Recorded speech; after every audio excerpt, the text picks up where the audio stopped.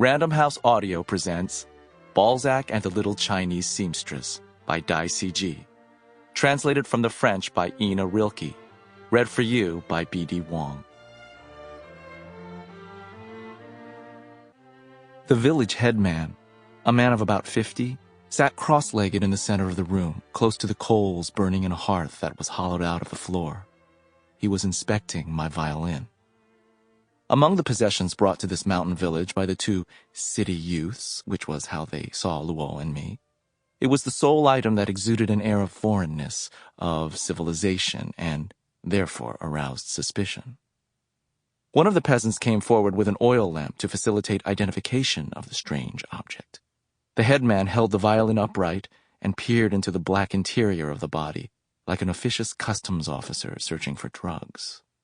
I noticed 3 blood spots in his left eye, 1 large and 2 small, all the same shade of bright red. Raising the violin to eye level, he shook it, as though convinced something would drop out of the sound holes. His investigation was so enthusiastic I was afraid the strings would break. Just about everyone in the village had come to the house on stilts way up on the mountain to witness the arrival of the city youths. Men, women, and children swarmed inside the cramped room, clung to the windows, jostled each other by the door. When nothing fell out of my violin, the headman held his nose over the sound holes and sniffed long and hard. Several long, bristly hairs protruding from his left nostril vibrated gently.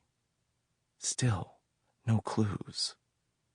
He ran his calloused fingertips over one string, then another. The strange resonance froze the crowd, as if the sound had won some sort of respect. "It's a toy," said the headman solemnly.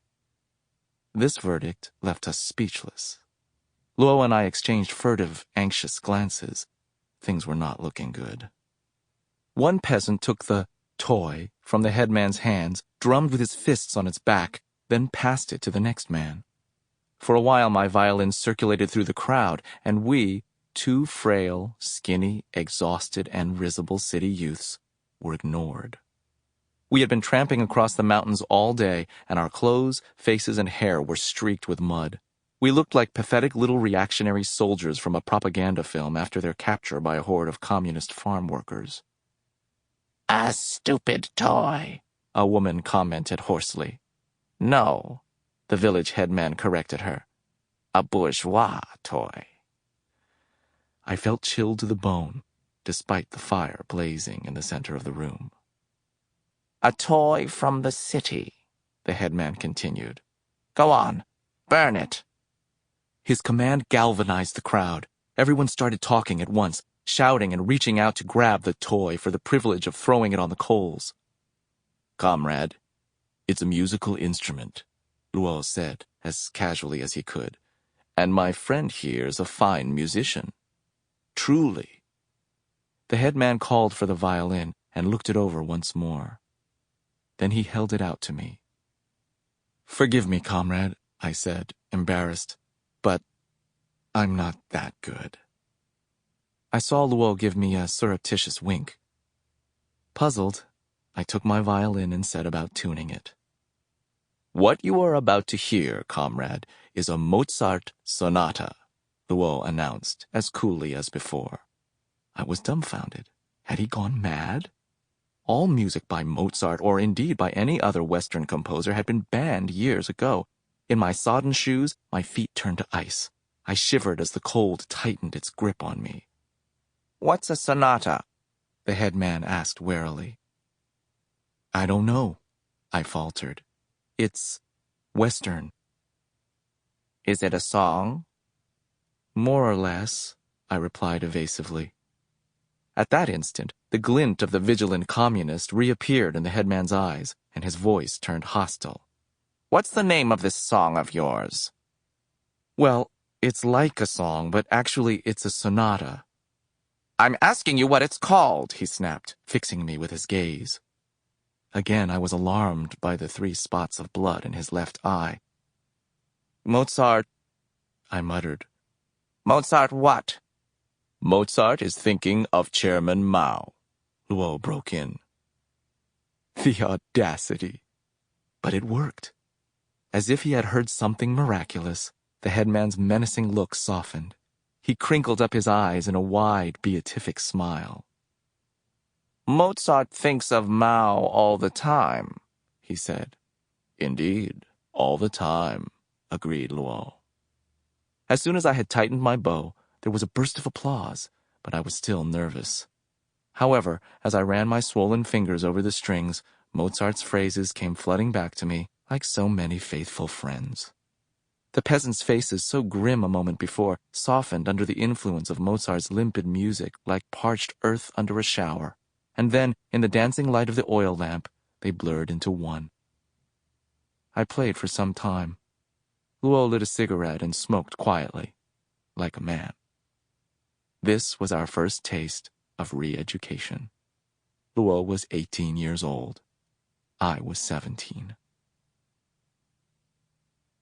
A few words about re-education. Towards the end of 1968, the great helmsman of China's revolution, Chairman Mao, launched a campaign that would leave the country profoundly altered. The universities were closed, and all the young intellectuals, meaning boys and girls who had graduated from high school, were sent to the countryside to be re-educated by the poor peasants. Some years later, this unprecedented idea inspired another revolutionary leader in Asia, Cambodian this time, to undertake an even more ambitious and radical plan. He banished the entire population of the capital, old and young alike, to the countryside. The real reason behind Mao Zedong's decision was unclear. Was it a ploy to get rid of the Red Guards who were slipping out of his grasp? Or was it the fantasy of a great revolutionary dreamer wishing to create a new generation? No one ever discovered his true motive. At the time, Luo and I often discussed it in secret like a pair of conspirators. We decided that it all came down to Mao's hatred of intellectuals. We were not the first guinea pigs to be used in this grand human experiment, nor would we be the last. It was in early 1971 that we arrived at that village in a lost corner of the mountains, and that I played the violin for the headman. Compared with others, we were not too badly off. Millions of young people had gone before us, and millions would follow, but there was a certain irony about our situation, as neither Luo nor I were high school graduates. We had not enjoyed the privilege of studying at an institution for advanced education. When we were sent off to the mountains as young intellectuals, we had only had the statutory 3 years of lower middle school. It was hard to see how the two of us could possibly qualify as intellectuals, given that the knowledge we had acquired at middle school was precisely nil. Between the ages of 12 and 14, we had been obliged to wait for the Cultural Revolution to calm down before the school reopened. And when we were finally able to enroll, we were in for a bitter disappointment. Mathematics had been scrapped from the curriculum, as had physics and chemistry. From then on, our lessons were restricted to the basics of industry and agriculture. Decorating the cover of our textbooks would be a picture of a worker with arms as thick as Sylvester Stallone's, wearing a cap and brandishing a huge hammer. Flanking him would be a peasant woman, or rather a communist in the guise of a peasant woman, wearing a red headscarf. According to the vulgar joke that circulated among us school kids, she had tied a sanitary towel around her head. For several years, it was these textbooks and Mao's Little Red Book that constituted our only source of intellectual knowledge. All other books were forbidden. First, we were refused admission to high school. Then the role of young intellectuals was foisted on us on account of our parents being labeled enemies of the people. My parents were doctors. My father was a lung specialist, and my mother a consultant in parasitic diseases.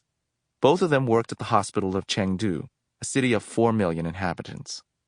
Their crime was that they were stinking scientific authorities who enjoyed a modest reputation on a provincial scale, Chengdu being the capital of Sichuan, a province with a population of 100 million. Far away from Beijing, but very close to Tibet. Compared with my parents, Luo's father, a famous dentist whose name was known all over China, was a real celebrity. One day, this was before the Cultural Revolution, he mentioned to his students that he had fixed Mao Zedong's teeth, as well as those of Madame Mao and Jiang Jieshi, who had been president of the Republic prior to the communist takeover. There were those who, having contemplated Mao's portrait every day for years, had indeed noted that his teeth looked remarkably stained, not to say yellow. But no one said... Sample complete. Ready to continue?